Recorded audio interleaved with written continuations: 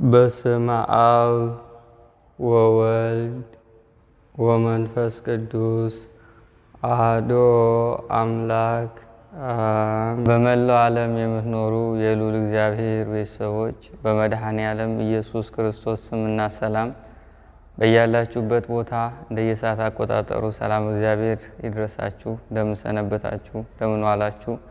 መድኃኔ ዓለም አምላካችን በቸርነቱና በምሕረቱ ለዚህ ሰዓት አድርሶናልና ቀሪው ዘመናችንን የአምልኮትና የጸሎት የቡራኬ እንዲሁም በእሱ ኃይል የተቃኘ ያድርግልን። አሚን። መድኃኔ ዓለም ቸርነቱን እንዳበዛልን የምንማማርበት ርዕሳችን የሚሆነው አይምሮ ውስጥ ተቀምጦ የሚያዘን አይነ ጥላ፣ በአጠቃላይ አይምሮን የሚቆጣጠሩ አይነ ጥላዎችና የመናፍስት ውጊያዎች በምን አይነት መልኩ እንደሚያጠቁንና ምን አድርገን ነው አይምሮአችን ላይ የሚቀመጡት አይነ ጥላዎችን ልናሸንፋቸውና በመንፈሳዊ ሕይወት አልፈን መንፈሳዊ ኃይላችንን ከፍ አድርገን የአምልኮትና የጸሎት ጊዜያችንን በሰፊው እያስኬድን በእግዚአብሔር ምሪት እንድንኖር የሚያደርገንን መንገድ እግዚአብሔር በረዳን መጠን እንማማራለን። እንግዲህ ያው ክፉ መናፍስት አይምሮ ሲይዝ ይመራሃል፣ እግዚአብሔር አይምሮን ሲይዝ ደግሞ መልካሙን የሆነውን አቅጣጫ ይጠቁምሃልና ከክፉ መናፍስት የአይምሮ መያዝ ወጥተን በእግዚአብሔር መንፈስ ምሪት በኩል እንዴት መኖር እንደምንችል ነው ዛሬ የምናየው። ወደ ትምህርታችን ከመሄዳችን በፊት እንደተለመደው ብዙ ዝክሮችን እየዘከርን የተቸገሩ ሰዎችን እያገዝን ቤተክርስቲያንና የጎደለውን እየሞላን ይኸው ለዛሬ ደርሰናል። እግዚአብሔር ይመስገን። የመብርሃን በዓላቶች አልፈዋል። ያው አንዳንድ የጎደሉ ነገሮች ቢኖሩም ያልሞሉም መብርሃን ትሞላልናለን ብለን ተስፋ አድርገን ወደፊት እንቀጥላለን። ቀጣይ የምናደርገው የበረከት አገልግሎትና የዝክር መርሃ ግብራችን የሚሆነው የካቲቱ ኪዳነ ምሕረት ነው። የካቲት 16 ቃል ኪዳን የተቀበለችበት ቀን ነው። የኪዳነ ምሕረት ትልቁና ዋናው በዓል ነው። በእኔ ስር ከሚደረጉ ወይም እኔና አብረን ከምንዘክራቸው በእኔና አብረው ዝክርና አገልግሎት ከሚያደርጉ ሰዎች መካከል ትልቁ በዓላችን መካከል አንዱም ኪዳነ ምሕረት ነው። መድኃኔ ዓለምን አጋዕዝተ ዓለም ሥላሴን እንዘክራለን። አንዱ ደግሞ የኪዳነ ምሕረት ነውና በዕለተ ቀኗ ብዙ ልጆች አሏት የተቸገሩ የጠየቁኝ ጠብቁኝ አልኳቸው፣ እነሱን ሞላለን። ከጀርባም ዘክረን ያልተከፈሉ ገንዘቦች አሉ፣ እነሱንም እንሸፍናለን። እና አሁን ለየካቲት 16 ለዝክር ለልጆቿ ለጎደለው መሙያ ሁላችሁም በአቅማችሁ እንድታግዙን በምትወዷትና በመወዳት በኪዳነ ምሕረት ስም ያው የዝክር ጥሪ ያቀርባለሁ ማለት ነው። እናታችን ኪዳነ ምሕረት በእናትነት ፍቅሯ የበረከቱን ስራ ሰርተን የቃል ኪዳኗን በረከትና ከእናትነት የቃል ኪዳን ኃይል ተካፋይ እንድንሆን የልጇ ቸርነት ይርዳን። አሜን። ወደ ትምህርታችን ስንመለስ አይምሮ ውስጥ ተቀምጦ የሚያዘን አይነ ጥላ በሚል ነው የምንማማረው። አይምሮ የሰውነት ዋናው ክፍል ነው። አይምሮ ሲቀመጥ ብዙ ነገሮችን ነው የሚያጠፋው። ምን እንደሚያጠፋና በምን ዙሪያ እንደሚዋጋን እናያለን። ግን አይምሮ ሀሳብ ማፍለቂያ፣ እውቀት መሸመቻ፣ የተለያዩ አቅጣጫዎችን መጠቆሚያ ዋና አካላችን አይምሮ ነው። እንግዲህ የሰው ልጅ ዋና አካል አይምሮ ነው። መናፍስትን በሰፊው ትኩረት ከሚሰጡበት የሰውነት ክፍል መካከል ከልብ ቀጥሎ አይምሮ ነው። ልብን ከሰማይ አምላክ ጋር እንዳትገናኝና መንፈሳዊ የነፍስ ዓይን እንዳይበራ የአምልኮትን መንገዶች መዝገቦች ለመዝጋት ነው። አይምሮ ደግሞ ንቃትና እውቀት እንዳይኖርህ ነው። ወደ አንተ የሚመጡትን መከላከያ መንገድ ነው እና ክፉ መናፍስት ሮጦ አይምሮን የመያዝ ጥበብ በሰፊው አለው፣ አቅምም አለው። ፍላጎትና ስራውን የሚሰራበትም አይምሮ ላይ ሲቀመጥ በሐዋርያው የቅዱስ ጳውሎስ መልእክት ሮሜ 1:28 ላይ እንዲህ የሚል ቃል እናገኛለን። እግዚአብሔር ለማወቅ ባልወደዱት መጠን የማይገባውን ያደርጉ ዘንድ ለማይረባ አይምሮ አሳልፎ ሰጣቸው ይላል። አሁን እዚህ ጋር መጀመሪያ እግዚአብሔር ለማወቅ ባልወደዱት መጠን እግዚአብሔርን ማወቅ በፍቅሩና በኃይሉ ለመመራት ባልፈለጉና እሱን አማራጭ ወይም ትክክለኛ አማራጭ የሌለው ነገር ለማድረግ ባልወሰኑ መጠን ለማይረባ አይምሮ አሳልፎ ሰጣቸው። የማይረባ አይምሮ መናፍስት የያዙ አይምሮ ነው። መናፍስ አይምሮ ሲል በጎ ነገር አያፈልቅም። አይምሮ የሰይጣኑ ባህሪና ገጸ ተፈጥሯዊ የሆነ የክፋት ምንጭ ነው የሚሆነው። ሁልጊዜ የሚመራህ ወዳልሆነው ነው፣ ወደ ምታፈርስበት፣ ራስክን ወደምታጠፋበት፣ በረከትህና ከአምላክ ጋር ያለ ግንኙነትና ህብረት ወደሚፈርስበት ነው የሚመራ። ሁልጊዜ የዲያብሎስን ልጅነትን የሚያጠነክርበት መንገድ ላይ ነው የሚያቆም እና እግዚአብሔርን አለማወቅ፣ በአምልኮት አለመመራት፣ ህጉንና ትእዛዙን አለመጠበቅ ለክፉ መናፍስትና ለማይረባ አይምሮ አሳልፎ ይሰጣል ማለት ነው። ትልቁ አይነ ጥላም የትኛው መንፈስ አይምሮአችን ላይ ተቀምጦ እንደፈለገ እንዲመራን የሚያደርገው አንዱ ህጉን፣ ትእዛዙን፣ ሰማያዊ አምላክን አለማወቅና ወደሱ አለመጠጋት ነው። እግዚአብሔርን ካወቅ፣ በአምልኮት ከተጓዝክ፣ ከዛም በላይ ህጉን ከጠበቅ፣ የትኛውም ነገር በእግዚአብሔር በኩል ይፈታልኛል የሚል እምነት ካለ መናፍስት አይደለም አይምሮህን አይደለም ውስጥ ገብተው ሊነዱ ይቅርና ላይ አይጠጉም ሁሉ። ምክንያቱም ሐሳብህ ከሐሳባቸው ጋር አይግባባም። የእነሱ ምኞት በአንተ ውስጥ አይገለጥም። የእነሱ የሆነ ፍቃድ አንተ ውስጥ አይገኝም። ሁልጊዜ የአምላክን ህግና ትእዛዝ ስለምታስብ በምንም አይነት መንገድ ዘልቆ ገብቶ አይምሮህን ይዞ ተቆጣጥሮ ሊመራህ አይችልም፣ ሊያዛ አይችልም ማለት ነው። ግን ከእግዚአብሔር ከራቀ ትውልድ ሃይማኖትን አንደበት ላይ ብቻና እግር ላይ ብቻ ካደረገ መታዘዝና የመታዘዝ ውጤትና ዋጋ የሆነውን ሰማያዊ የመለኮታዊ የመምሪያ የመንፈስ ቅዱስ ጥበብን እስካልተላበሰ ድረስ ክፉ መንፈስ ይመራዋል፣ ያዘዋል።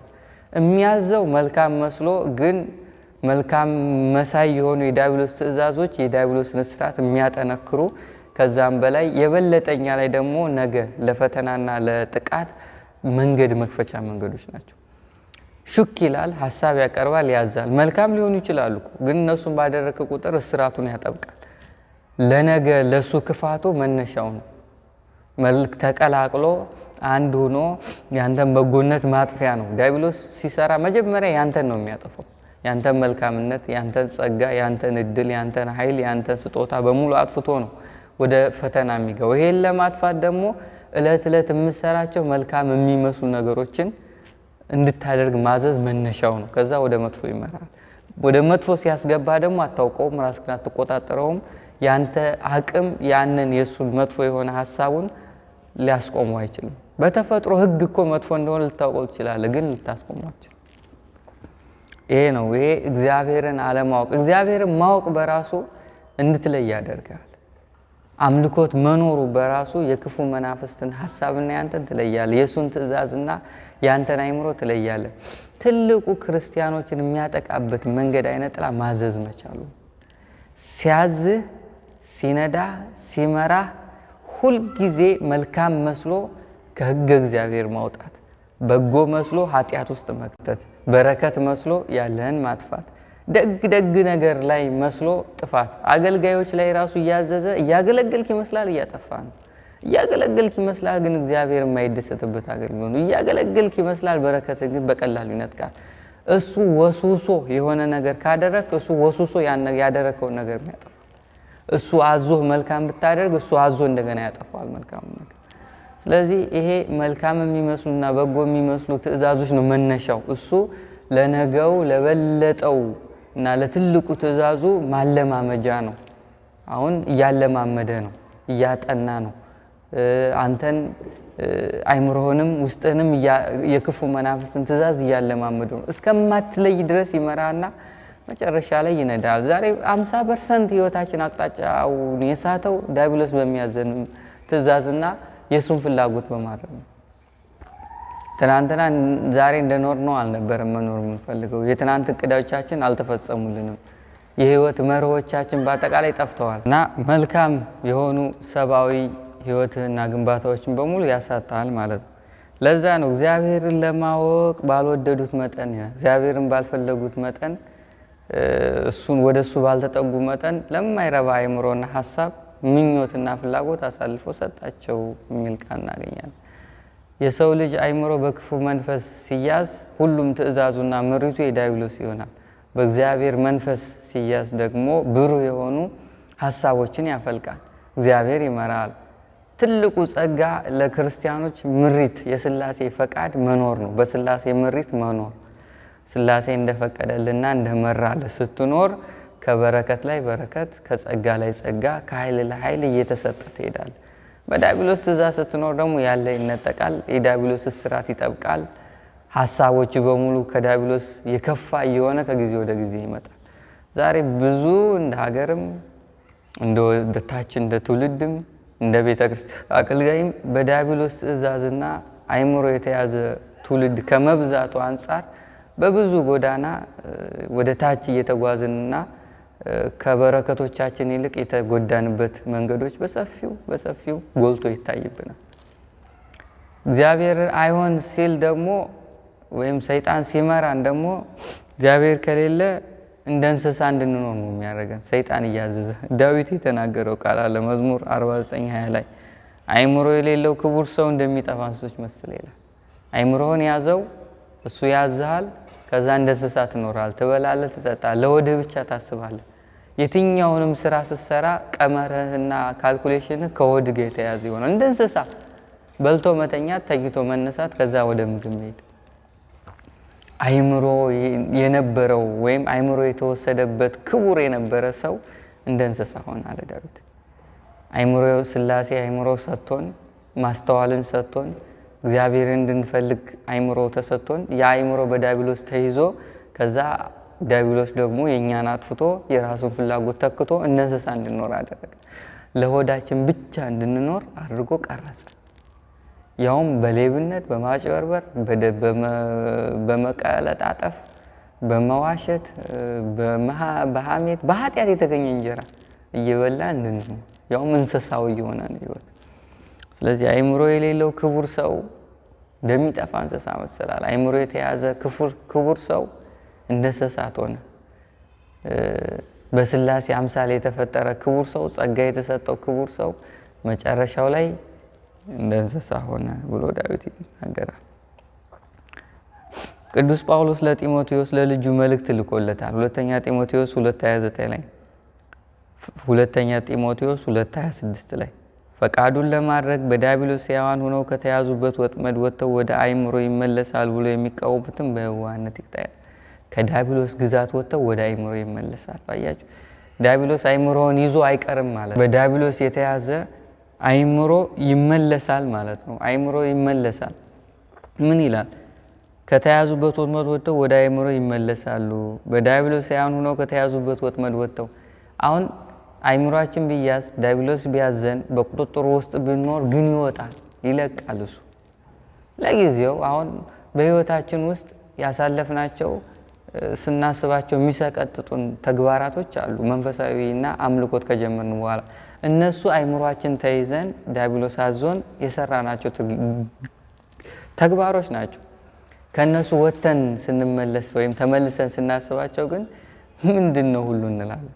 ስለዚህ አይምሮ ይመለሳሉ። ይሄ የተስፋ ቃል ነው። አይምሮን ቢያዝ ዲያብሎስ ቢመራንም የሆነ ጊዜ ብንወድቅም ብንታሰርም ግን አይምሮ ይመለሳል።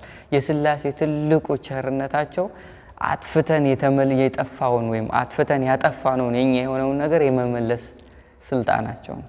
ይሄ በጣም የክርስቲያኖች የመኖር ተስፋም ጭምር እና ዲያብሎስ አይምሮ ሲይዝ ወይም አይምሮን ይዞ ሲያዝ አይነ ጥላ በተለይ 5 ነጥቦችን ያሳጠናል። የመጀመሪያው ይመርሃል። ሲመራህ ከተፈጠርክበት ዓላማ ውጭ ሥላሴ ከፈቀደልህ ህይወት ውጭ እንድትሆን ያደርጋል። ይህ መምራት ነው። ሹክ እያለ እያዘዘ ወደማይሆን መሄድ ነው። መልካም መስሎ በጎውን ማጥፋት፣ ደግ መስሎ እርኩሰት ውስጥ መክተት፣ ያንተ እጅ የሚገባ ነገር አስመስሎ ከእጅ መንጠቅ፣ በማስመሰል ውስጥ ማሳጣት ነው። በማስወሰል ውስጥ ወደ ባዶነት መክተት ነው። መምራት ዲያብሎስ ሲመራ ሁል ጊዜ ክፉ ውስጥ ነው ራስ ለምታገኝ፣ ሁል ጊዜ መጥፎ ውስጥ ነው ራስ ለምታገኝ። ያንተ ያልሆነ ህይወትና ያልተፈጠርክበት ህይወት ደግሞ እድሜ መጨረሻ ነው እንጂ ምንም ጥቅም የለውም። እንደ ፈቃድ በሰማይ እንደሆነ እንዲሁም በምድር ይሁን የምንለው እንደ ቅድስት ሥላሴ ፈቃድ እንድንኖር ነው። የቅድስት ሥላሴ ፈቃድ ሲኖር የበረከት ምንጭ ነው ፈቃዱ፣ የኃይል ምንጭ ነው ፈቃዱ። ያውም ህይወት በሥላሴ መዳፍ የተያዘ ህይወት ይሆናል እና የሥላሴ ፈቃድ ውጭ እንድትሆን የሚያደርግ አንዱ አይነ ጥላ አይምሮህን ይዞ ሲመራ ነው ማለት ነው። ይሄ መጀመሪያው ነጥብ ነው። ሁለተኛ ንቃትህን ያሳጣል። ቶሎ አይገባም፣ ነገር አይገባ፣ ትምህርት አይገባ፣ ወሬ አይገባ፣ ጨዋታ አይገባ፣ ምንም ድንዝዝ ነው የሚያደርግ። ጨዋታ ሁሉ አይጥምም። ንቃት ማሳጣት፣ የማደንዘዝ ነገር በትምህርትም በተለያዩ ነገሮችም ስኬታማና ወደ ተግባር እንዳትለውጥ ጭምት አድርጎ መያዝ። አይምሮ ሲያዝ ብዙ ነገር ይያዛል። እውቀትም ይያዛል፣ ጥበብም ይያዛል፣ ንቃተ ህሊና የሚባለውም ይያዛል፣ ፍጥነትም ይጠፋል፣ ቶሎ ነገሮችን የመስራት አቅምህም ይጠፋል። በህይወቱ ላይ ቶሎ የመወሰን ነገርም ይጠፋል።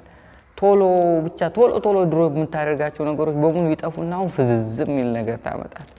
ሶስተኛው ነጥብ መፍዘዝ ነው። አዚም፣ የአይምሮ ፍዝዝ ማለት የአይምሮ አዚም፣ ነገሮችን አለመረዳት መቻል። ቶሎ አዚም ማለት ወደ ኋላ መጎተት ነው።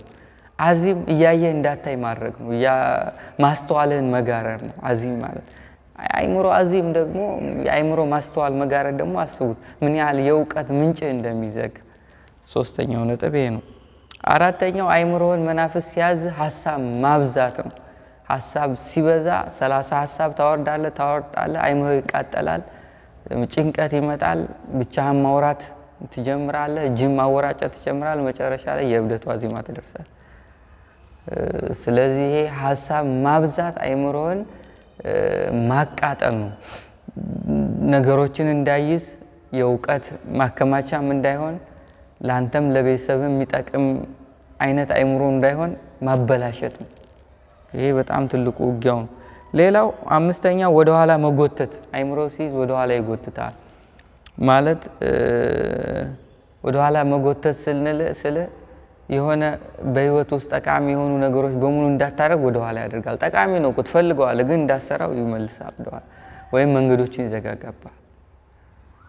ይሄ ከንቃት ጋር የተያያዘ ነው። ከእውቀት ጋር፣ ከፍጥነት ጋር፣ ፍጥነትን ከማጥፋት ጋር ቶሎ ነገሮችን አድርጎ አከናውኖ ነገ ላይ ራስህን የተሻለ ቦታ እንዳታገኝ ማድረግ ነው። ያ መንገዱ ነው። በአጠቃላይ በህይወት መስመር ውስጥ እድልህን ማጥፋት፣ ንቃትህን ማጥፋት፣ ትምህርትና መያዝህ ችሎታ ማጥፋት፣ ንግግርህን ማበላሸት፣ አይምሮህን ማቃጠል፣ በሐሳብና በጭንቀት ተውጠህ እንድትኖር ማድረግ አይምሮ ላይ የተቀመጡ አይነ ጥላ ትልቁ ውጊያቸው። እነዚህን ከህይወት የምታወጣበት ትልቁና የሚታሰሩበት ደግሞ ስግደት ነው። በተለይ ቁጥሩን በዛ አድርጎ መስገድ። ይሄ አይደል ግንባር መሬት ይነካዩል አብሮ ይሰግዳሉ ማለት ነው። ከአይምሮ ይነሳሉ። አይምሮ ሰላም የሚያገኘው፣ ጭንቀት የሚጠፋው፣ ሐሳብ ማብዛት የሚቀንሰው፣ አይምሮ ላይ ተቀምጠው የሚመጡብን ፈተናዎች የርኩሰትም፣ የሐሳብ ዝሙትም፣ የተለያዩ በሐሳብ የሚመጡ ኃጢያቶችም ሁሉም የሚቆሙት ስትሰግድ ነው። በቁጥር በዛ አድርገህ ስትሰግድ የስግደቱ ኃይል ሆኖ አይምሮ ላይ የተቀመጡ መናፍስት ያስርላል። ከዛ በአንድ አይደለም ቅድም እንዳየነው ወደ አይምሮ ይመለሳል አይደል ያለው፣ የጠፋው ነገር ይመለሳል። መስገድ በራሱ ስትሰግድ በራሱ ትለያለህ። የዲያብሎስን ትእዛዝ ትለየዋለህ። ሹክ ሲል ወዲያው ታውቅበታለህ። እንድታውቅበት የሚያደርግ የስግደቱ ኃይል ነው። አይምሮ ላይ ያሉት መናፍስቶችን የሚያስረው ስግደት ነው። ስግደት ሰውነት ቅልል እንዲል ያደርጋል። አዚምን ያነሳል፣ ንቃትህን ይመልሳል። ንቅት ትላለህ ስትሰግድ። ፊት ላይ የነበሩ አዚሞችና ድብርቶች፣ መጫጫኖች ይነሳሉ። ይሄ አይምሮ አይነ ጥላ ሲነሳ ነው፣ ሲታሰር ነው።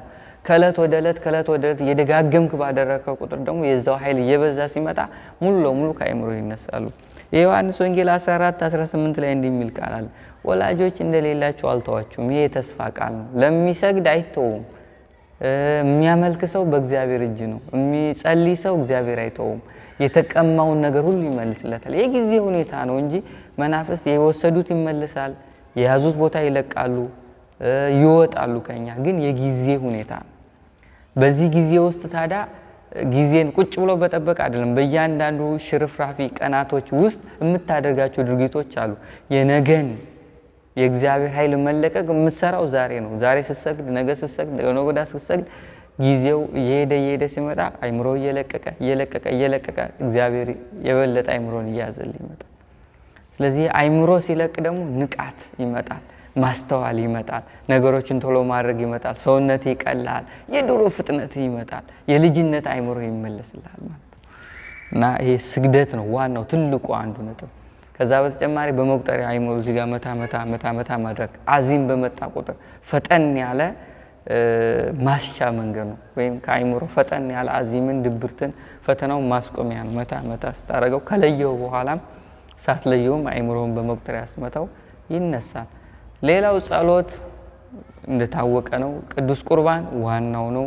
በሱባኤ እግዚአብሔርን መማፀን፣ በእንባ መማፀን፣ በተለያየ በለመዳችሁት ባካበታችሁት የመንፈሳዊ ህይወት ልምድ ተጠቅማችሁ እግዚአብሔርን መጠየቅ ሌላው ነው። አንሳልኝ ብላችሁ ሱባኤ ብትገቡ እኮ ያነሳላችሁ፣ ወይም ተስፋ ሰጥቶ ጊዜውን ጠብቆ ያነሳል። የኛ ጥንካሬና አስተውለን አለመጠየቅ ነው። አንደኛ ያጣነውን ነገር አለማወቅ ነው። የጠፋው ነገር ዲያብሎስ የያዘውን አካል አለማወቅ። ምን እያደረገ ነው? እኔ ጋር ተቀምጦ ምን እየሰራ ነው? ምንን የያዘው ዓላማውስ ምንድነው ብለን ለይተን ካወቅን ያን ማስቆም እንችላለን። እግዚአብሔርን በሱባኤ የምንጠይቀው ይመልስልናል። በጸሎትም የምንጠይቀው ይመልስልናል። በእንባም ብንጠይቀው ይመልስልናል። በቅዱስ ቁርባን የምንጠይቀው ይመልስልናል። በተለያየ መንገድ የምንጠይቀው እሱ ይመልሳል። ዋናው የኛ ትጋት፣ ጥረት፣ የእምነት ኃይል እና ከእግዚአብሔር ጋር ያለን ፍቅር። ስለዚህ የአይምሮ ውስጥ የሚቀመጡ መናፍስቶች አይምሮን የሚቆጣጠሩ ናቸው። ጠቅላላ ስናደርገው እሱም ዕውቀትን፣ ንቃትን፣ ማስተዋልን፣ ነገሮችን ቶሎ የመፈጸም አቅምህን፣ የነገውን እና የምታስበውን ወደ ተግባር የመለወጥ ችሎታን በሙሉ የሚያጠፋ ነው። ይሄን የምታስመልሰው በስግደትና በቅዱስ ቁርባን በተማጽኖ በእንባ ነው። በተለይ በስግደት ከዛ መቁጠሪያ በመቀጥቀጥ አይነ ጥላ ከሆነ በአንድ አይለቅ። ብዙ ዘመን አብሮ የኖረ ሊሆን ይችላል፣ የተወለደ ሊሆን ይችላል፣ አብሮ ብዙ ኃጢአት ሰርቶ ሊሆን ይችላል፣ ብዙ ስህተቶችን አለማምዶ ብዙ የልማድ ኃጢአት ውስጥ ከቶ ይሆን ይችላል። ስለዚህ በአንዴ ውጣ፣ በአንዴ አቁም፣ በአንዴ ተው ብለህ ልታስቆመውና ልታቆመው አትችልም። ብዙ ኃጢአት ስለሰራ የእግዚአብሔርን ምሕረት በመጠበቅ ግን በየጊዜው አምልኮትና ጸሎት ባለማቋረጥ እግዚአብሔርን ቸርነት ደጅ በመጥናት የትኛው መንፈሳዊ ችግር ይፈታል። የትኛው የማይፈታ መንፈሳዊ ችግር የለም። ምክንያቱም ከእግዚአብሔር በላይ የሆነ ችግር ስለሌለ ሁሉም ይፈታል።